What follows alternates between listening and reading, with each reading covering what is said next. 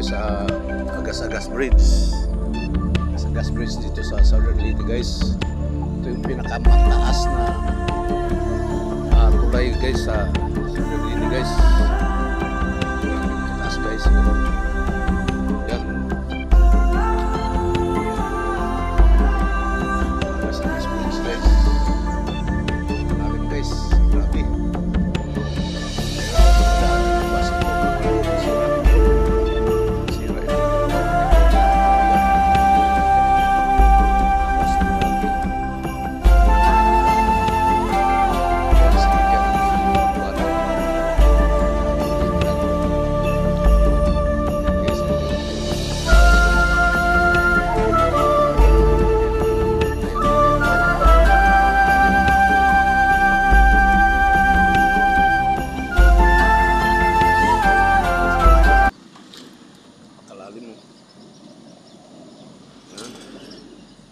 Yan ang Agas-Agas Bridge.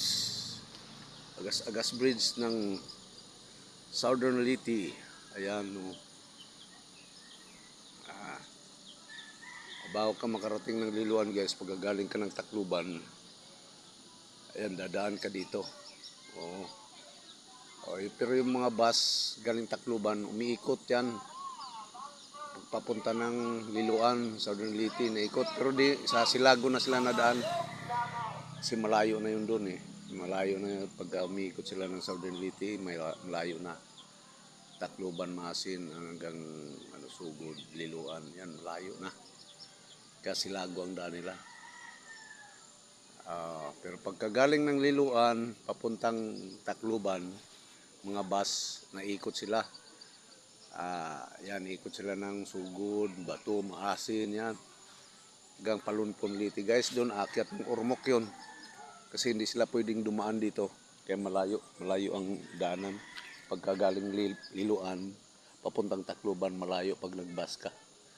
Kaya sinasakyan namin yung maliliit lang na van para malapit lang diretso. Pwedeng dumaan dito sa Agas-Agas Bridge. Ayan, oh. Tara, tara! Woo! Okay, guys, salamat. Basta kami.